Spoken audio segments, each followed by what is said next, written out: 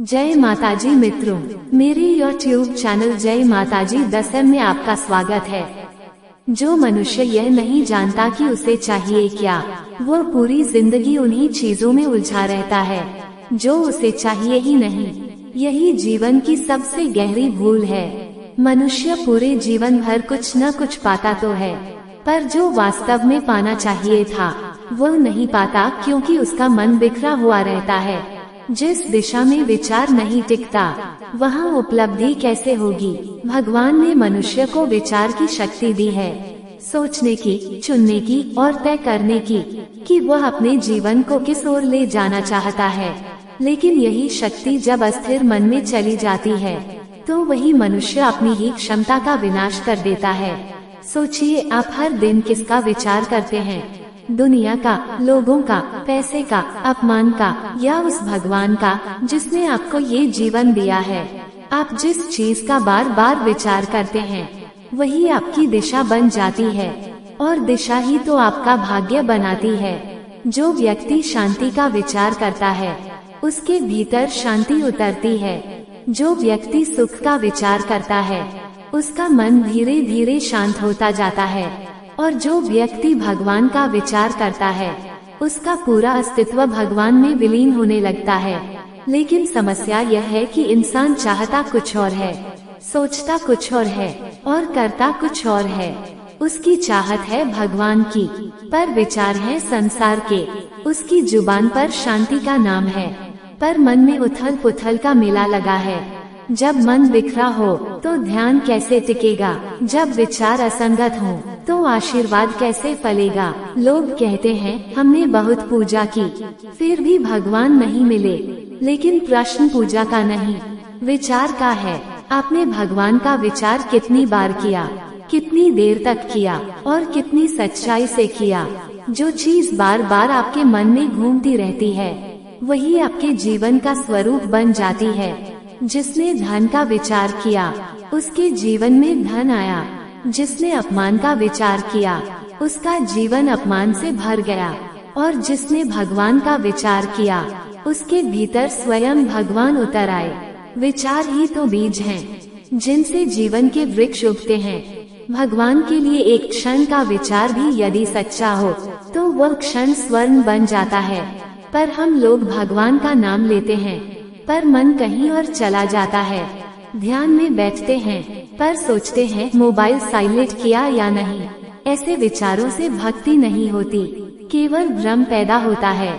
भक्ति का अर्थ है विचारों को एक ही दिशा में लगाना, और वह दिशा केवल भगवान की होनी चाहिए। आप जिस चीज का बार बार चिंतन करेंगे, उसका रंग आपके भीतर उतरना तय है। अगर आप बार बार शिकायत करेंगे, तो जीवन शिकायत बन जाएगा।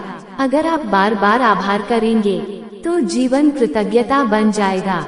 और अगर आप बार बार भगवान का चिंतन करेंगे, तो आप स्वयं भगवान का अंश बन जाएंगे। जीवन का रहस्य बहुत सरल है, पर हम उसे जटिल बना देते हैं। हम सोचते हैं कि भगवान कहीं दूर हैं, किसी मंदिर में, किसी पहाड़ पर या किसी नदी के किनारे। लेकिन नहीं, भगवान वही है जहाँ आपका विचार ठहरता है। अगर आपका विचार संसार में है, तो भगवान दूर हैं। अगर आपका विचार भीतर है, तो भगवान यही है। कितने लोग कहते हैं, मुझे शांति चाहिए, पर क्या उन्होंने कभी शांति का विचार किया, शांति की कल्पना की, शांति की अनुभूति की? उन्होंने इच्छा तो जताई, पर मन को शांति में टिकने नहीं दिया। जब तक मन शांति का विचार नहीं करता, शांति भीतर टिक नहीं सकती। और यही तो भगवान का नियम है। जो पाना है, उसी का विचार करो। यदि तुम्हें भगवान को पाना है, तो बार बार उसी का चिंतन करो। वह तुम्हारे हर विचार में घुल जाएंगे। जब तुम काम करते हो, तब भी उनका स्मरण हो। जब तुम चलते हो, तब भी उनका नाम हो। जब तुम रोते हो, तब भी उनका सहारा हो। और जब तुम हंसते हो, तब भी वही कारण हो। यही है भक्ति का असली मार्ग। लोग जीवन में बड़ी बड़ी योजनाएं बनाते हैं, पर भगवान का विचार छोड़ देते हैं। और फिर कहते हैं, सब कुछ किया, फिर भी सुख नहीं मिला। सुख योजनाओं से नहीं, समर्पण से आता है। जब मन एक दिशा में स्थिर होता है, तभी ऊर्जा प्रबल होती है। बिखरी हुई ऊर्जा कभी लक्ष्य तक नहीं पहुंचती। भगवान को पाना कोई कर्म नहीं, वो एक स्थिति है, और उस स्थिति तक पहुंचने का मार्ग है विचार।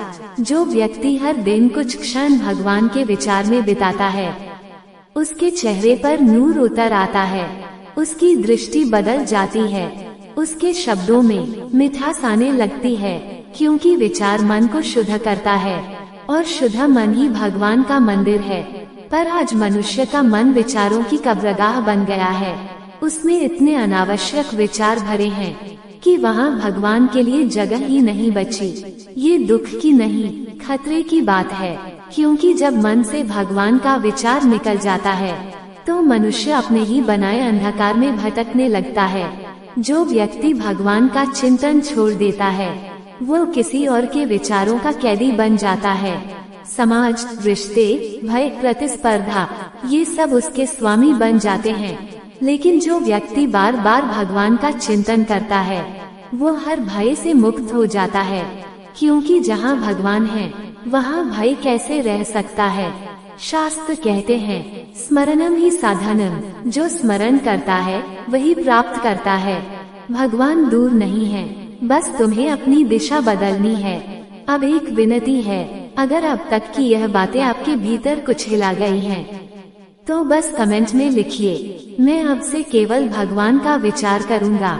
यह कोई संकल्प नहीं, यह एक नई शुरुआत होगी। जब भगवान का चिंतन जीवन का केंद्र बन जाता है, तो नियति भी उसी ओर बहने लगती है। हर परिवर्तन की शुरुआत विचार से होती है। जिस दिशा में विचार बहता है, जीवन भी उसी दिशा में बहता है। जो व्यक्ति बार बार भगवान का विचार करता है, उसका जीवन धीरे धीरे ईश्वरीय बन जाता है। वह संसार में रहकर भी संसार से ऊपर हो जाता है। वह भीतर से शांत, गहरा और अचल हो जाता है। लेकिन जब आप भगवान का विचार करना शुरू करते हैं, तो मन विद्रोह करता है। मन कहता है, क्यों सोचो उस चीज को जो दिखती नहीं। मन हर पल बहकाएगा, कभी मोह से, कभी भय से, कभी क्रोध से, कभी वासना से। लेकिन भक्त का काम है हर बार उसे वहीं ले जाना जहाँ से सब शुरू हुआ था, भगवान के विचार में। कभी लोग पूछते हैं, भगवान का विचार करने से क्या मिलेगा? तो उत्तर है, जो बार बार सांस लेते हैं उन्हें जीवन मिलता है। जैसे बिना सांस के शरीर मर जाता है, वैसे ही बिना भगवान के विचार के आत्मा मर जाती है। जो केवल जीता है वह जीव है, जो भगवान को सोचता है वह चेतन है, और जो चेतना में लीन हो जाता है वही मुक्त है। जीवन कोई बाहरी युद्ध नहीं, असली युद्ध भीतर है। बाहर का संसार तो बस प्रतिबिंब है भीतर के विचारों का। अगर भीतर भगवान का विचार है, तो बाहर कितना भी तूफान क्यों न हो, मन शांत रहेगा। पर अगर भीतर संसार का विचार है, तो बाहर कितना भी सुख क्यों न हो, बेचैनी बनी रहेगी। भगवान का विचार करना मतलब अपने अस्तित्व की जड़ों में लौट जाना। जहाँ से सब शुरू हुआ था वहीं लौटना, क्योंकि जीवन का प्रारंभ भी ईश्वर से हुआ है और अंत भी उसी में होगा। केवल विचार ही पहला द्वार है। जो विचार करता है वह स्मरण करता है, जो स्मरण करता है वह अनुभव करता है, और जो अनुभव करता है वही जान लेता है। भगवान कभी बाहर थे ही नहीं। जैसे भय सोचने से भय सच्चा लगता है, वैसे भगवान को सोचने से वह सच्चे लगने लगते हैं। विचार की शक्ति इतनी प्रबल है कि वह पत्थर को भी देवता बना सकती है, क्योंकि जब तुम किसी रूप में बार बार ईश्वर को देखते हो, तो वही रूप चेतना में जागने लगता है।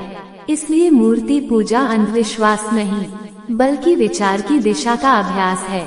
अगर तुम रोज सोचो कि भगवान मेरे साथ हैं, तो एक दिन यह अनुभव सच्चाई बन जाएगा।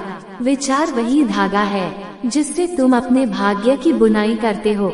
इसलिए सोच समझ कर सोचो, क्योंकि वही विचार कल तुम्हारा जीवन बनेगा।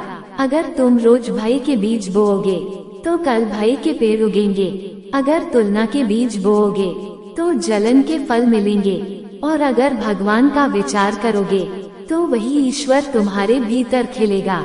जब मनुष्य हर परिस्थिति में भगवान का विचार बनाए रखता है, तो जीवन की हर घटना उसके लिए ईश्वरीय संदेश बन जाती है। कठिनाई आए तो वह समझता है भगवान कुछ सिखा रहे हैं। सफलता आए तो सोचता है भगवान ने आशीर्वाद दिया, और जब सब कुछ चला जाए तो भी वह जानता है भगवान ने मुझे खाली किया है ताकि वे स्वयं भर सके। ऐसे मनुष्य को कोई गिरा नहीं सकता, क्योंकि उसका विचार स्थिर है। स्थिर विचार ही भक्ति का सर्वोच्च रूप है। जो बार बार भगवान का चिंतन करता है वह धीरे धीरे उसी में लीन हो जाता है। उसके भीतर अहंकार गल जाता है। वो कुछ नहीं चाहता, क्योंकि जो चाहिए था वह मिल चुका है। उसकी उपस्थिति ही शांति बन जाती है। उसकी आँखों में करुणा, उसके शब्दों में सत्य और उसके मौन में ईश्वर बसते हैं। इसलिए यदि आप भी सच में भगवान को पाना चाहते हैं तो बस एक साधना शुरू कीजिए, बार बार उनका विचार करने की। जब सुबह आँख खुले तो वही नाम हो, जब रात को नींद आए तो वही विचार हो। दिन में चाहे कितनी भी उलझने आए, बार बार उसी स्मरण में लौटते रहो। धीरे धीरे वह स्मरण आपका स्वभाव बन जाएगा, और जब स्मरण स्वभाव बन जाए तो भक्ति पूर्ण हो जाती है। भगवान कहते हैं तुम एक कदम चलो, मैं 10 कदम आऊंगा। पर वह पहला कदम है विचार का। जब मनुष्य के विचार बदलते हैं तो उसकी पूरी नियति बदल जाती है।